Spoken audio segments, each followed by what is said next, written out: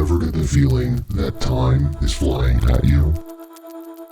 While you used to be able to mark its passage with new, exciting, and individual experiences, those have slowly somehow been replaced with color swaps of a singular one, becoming more wide and defined with every repetition, but somehow less colorful or three-dimensional, compressing into flattened representations of what they once were, until those once monumental pieces of art have lost all their warmth and individuality. Becoming so numerous and thin, all you feel as they fly past you is the sting of the paper cuts they leave behind, slowly but inevitably bleeding you dry. Oh, just me? Okay, well, today, I wanted to talk a little bit about the newest video game to give me such a paper cut. I've seen a lot of conversation surrounding it, comically extreme opinions, people either caught up on things that really shouldn't matter, or acting as though it's a groundbreaking piece of high art. When, for me, as a game in particular, it seemed just fantastically, frustratingly, lowercase f, fine. Hello, let's talk a little bit about Silent Hill F and what it says about the state of modern AAA game design.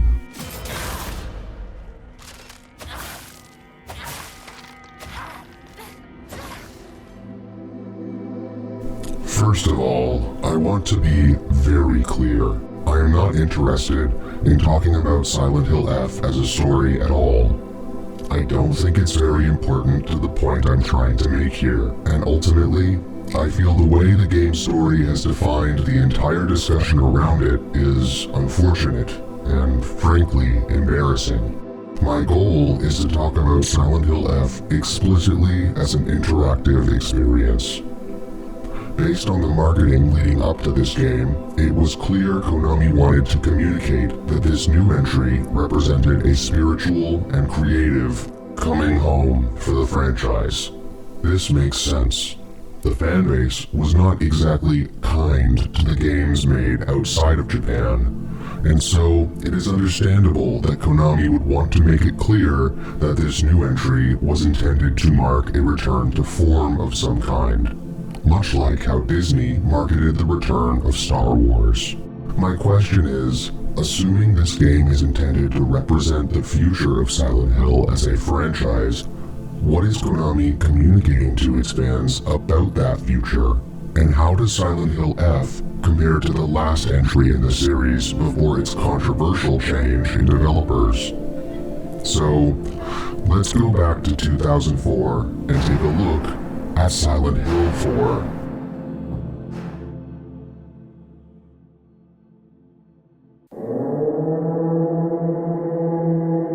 Silent Hill 4 is a fascinating game. For all of its controversy and issues, no one could say it was unimaginative with a straight face. The game demonstrates an evolution of design from Silent Hill 1, 2, and 3 in multiple ways. For example, the use of first person in the apartment sections added a whole new way for the player to engage with the scenario, making it feel more grounded than the dreamlike levels in the other place. Also, acting as a palate-cleansing breather between levels. Using the door's peephole allowed the player to feel trapped with Henry in the apartment, providing opportunities for passive storytelling that could heighten the tension, not just through the door, but the windows, radio, and television as well. Surprising the player with the opportunity to peep on Eileen built discomfort, and what you saw served to build up tension as the story continued. The possession mechanic that affects Eileen in the escort portion of the game is an interesting evolution on an old system, even if that portion of the game is a pain to play through. But I think the most interesting element of the room's game design was establishing the apartment itself as a safe zone, keeping it completely separate from dangerous areas via gameplay and perspective. only to undermine that feeling of safety with the haunting mechanic as the story became more desperate. It's made even better by limiting how many hauntings the average player will be able to ward off with holy candle items in an average playthrough, offering choices that force you to make hard decisions about what you're willing to live with. Don't even get me started on how creative and unholy the hauntings feel for the player. Some of these sounds and images will never leave me. Even some of the choices that don't quite pan out are at least interesting in concept, like the ghost mechanic. Having invincible ghosts that stalk the player is a classic concept, allowing players to only pin down a small number of ghosts, limiting their movement, allows for players to make some interesting choices based on which routes gave them the most stress. All of these ideas allow the designers to take the themes of the story and convey them through gameplay, immersing the player and making them scared in the way only a video game can. Yes, the acting was poor, levels were repeated, and some enemies were less inspired than others. But the point is that Silent Hill 4 demonstrated a creativity and approach from a design perspective that resulted in some iconic images and gaming moments that have had a major influence on the psychological horror genre at large. It also showed that the franchise was able to grow and change in ways that moved away from the weaker elements of previous entries, namely dungeon exploration and combat, by making them a smaller part of a bigger experience. This is true to such an extent that PT, or Playable Teaser, which most will agree is now one of the most iconic pieces of Silent Hill media, felt more like a riff on the room's apartment mechanics than the series' staples of combat and dungeon exploration. Tripling down on the psychological and atmospheric elements with such success, it inspired Capcom to completely reinvent the Resident Evil franchise through their 7th entry. Given that this is where the series left off prior to this new entry, I'd like for us to assess what Silent Hill F brings to the table as a piece of interactive entertainment. Before I get into my gripes, I want to say I don't think Silent Hill F is a terrible game, or even a bad one. I'd give it a 6.5 out of 10. My issue is that its game design is unimaginative and disappointing given its potential. This is especially true since the environmental design is beautiful, the music is moving, and the setup for the story had the potential to be a very powerful and engaging experience. But, as a game, it leaves so much to be desired. With that out of the way, let's not beat around the bush any longer. Silent Hill F as a game is defined by following trends, and not even particularly new ones. When the Silent Hill 2 remake essentially played like a The Last of Us clone, even if I didn't like it, the approach made sense from a business perspective. I imagine Konami's goal was to reintroduce the franchise to the public in a way they could most easily digest. And by now, the AAA prestige third-person action template, perfected by Naughty Dog back in the PlayStation 3 era, has become the gaming equivalent of the elevated cheeseburger. Easy on the eyes, certainly tasty, but generally overpriced and definitely not something you would call fine dining. My hope was that the Silent Hill 2 remake had taken this digestible approach so that Silent Hill F wouldn't have to. Much like how Silent Hill 3 was developed to service fans of the first game's narrative, while 4 was developed to expand what the team could do conceptually with survival horror in a video game. Unfortunately, when it comes to Silent Hill F, it seems we've just been given a second cheeseburger. I want to limit this video to 3 things I think exemplify the lack of creativity in design approach: the sanity meter, combat, and narrative implementation. Let's start with the sanity meter.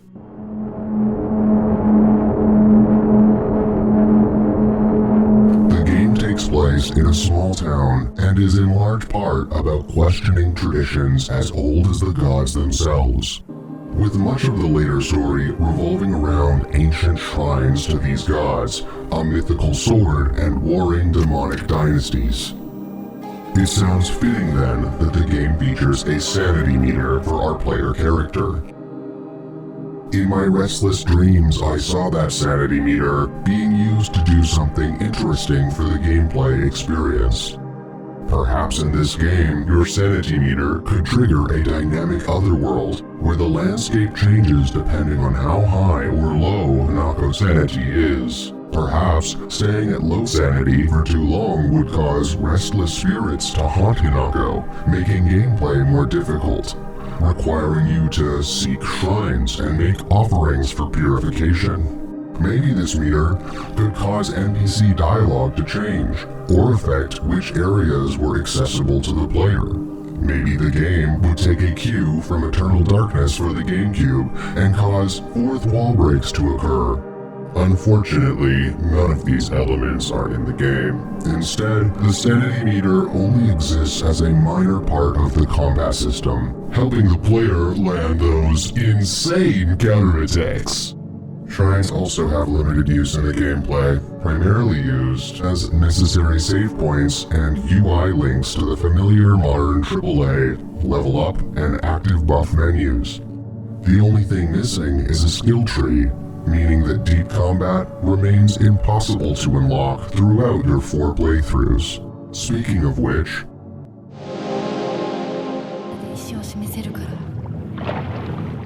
combat is clearly the main focus of Silent Hill F, but its implementation here is confusing.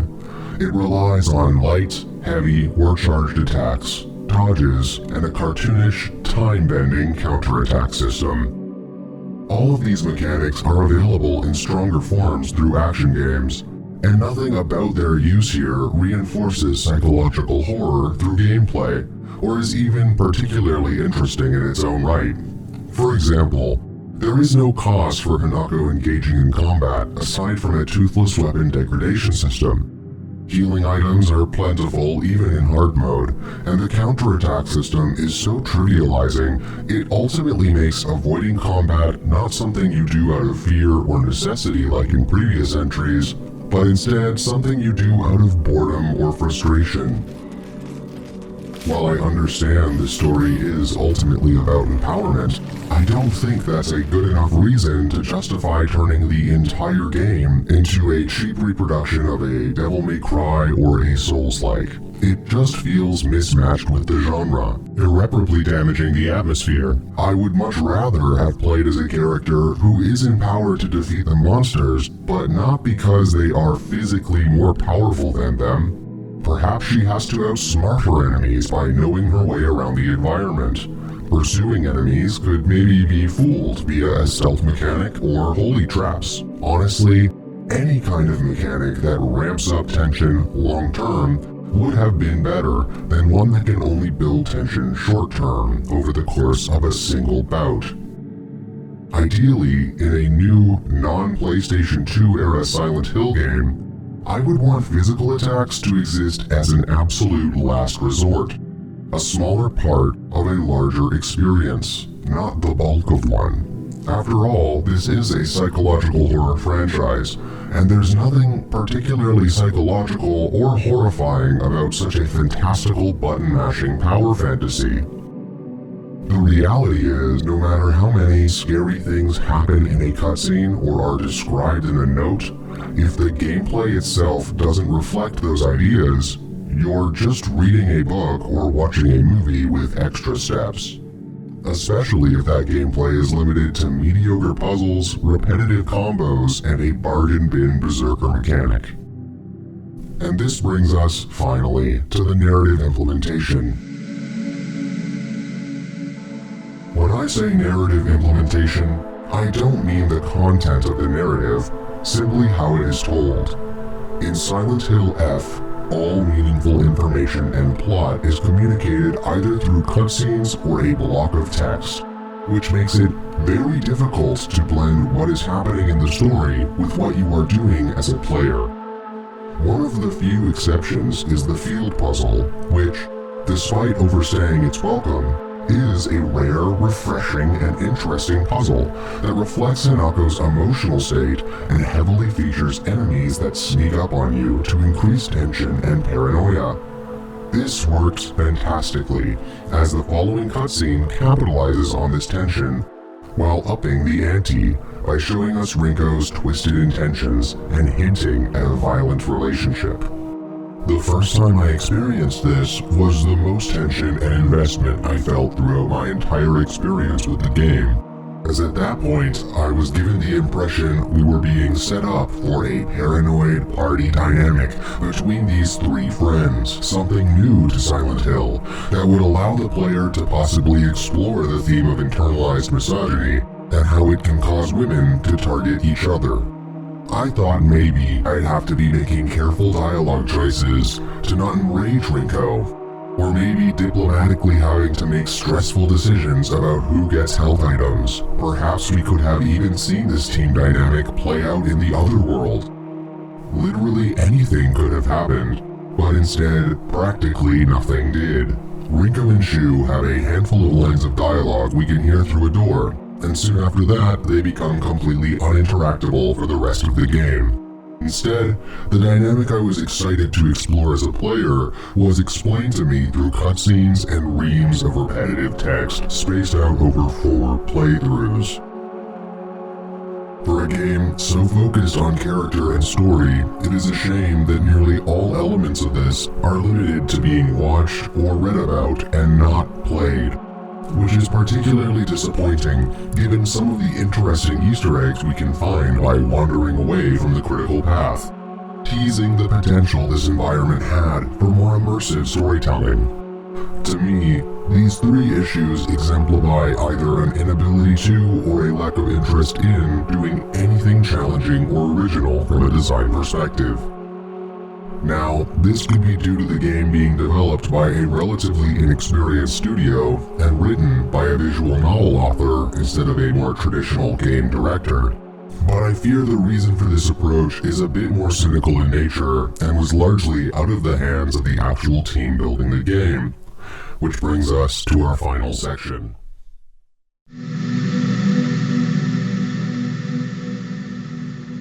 I alluded to this at the beginning of the video, but I feel like Silent Hill F represents the flattened state of safe, modern AAA game design, specifically in how it homogenizes the horror genre at that AAA level. It risks nothing from a gameplay perspective in order to appeal to as many people as possible, essentially turning into an HBO series with relatively mediocre combat and exploration gameplay stuffed between episodes, expecting you to read the subtext instead of experience it, trying to convince us it's a psychological survival horror game while eschewing everything but the aesthetics of one. I don't think a reasonable person could deny that for the return of Silent Hill specifically, from a game design perspective, this is an underwhelming package at best, and at worst, a cynical attempt to streamline the Silent Hill franchise to the point where it has actually become what its haters used to call it, a cheaper made and more pretentious Resident Evil clone. I worry though that the gaming public has lost its ability to reason through mediocrity because of this AAA templated design. I wonder how many players are still able to engage with the gaming experience, expecting to do things they've never done in a game before, and if those who can't are the very same people who get hung up either validating or attacking the plot of an interactive piece while ignoring the way it measures up to its potential as a game. I think it's worth noting that despite seeming experimental and innovative now, when Silent Hill 4 released, it was considered a bit too similar to previous entries by some critics, and not innovative enough. Now, let me know in the comments, but while it may go louder and more aggressive places in terms of on-screen gore, I don't think Silent Hill F goes anywhere nearly as interesting with its gameplay when compared to Silent Hill 4, PT, or even Resident Evil 7. But what should we do about it? Well, for one thing, I think we need to learn how to separate what a thing is about from the quality of the thing itself. Very often with modern media, audiences are tuned to identify stances on topics instead of looking at the execution or craft. And honestly, the only party that wins in that scenario are cynical and greedy corporations who can just say the right thing to get attention and make games in as streamlined and digestible a way as possible. I think we need to expect more for our dollars when it comes to media in general. Even if that just means expecting more imaginative design at the cost of some visual fidelity. What Silent Hill F says about modern AAA design is that it has reached a point where even what should be a risky project by its very nature will instead be sanded down into the most agreeable interactive entertainment product possible. And if nothing changes, I believe this is what Konami intends for the franchise's future, for it to no longer push the subgenre forward, but for it to primarily exist for rage-addicted reactionaries, sycophantic pseudo-intellectuals, and those who just want an overpriced elevated cheeseburger with a ghost emblazoned on the bun. But I think this era is beginning to end. With the way the global economy is going, maybe soon people will decide that paying $80 for a forgettable gameplay experience just isn't worth it anymore, when for the same price, you could buy 4 far more inventive, insightful, and artistic games, and, for a few dollars more, something far greater. But more on that next time. Thank you for watching my first video.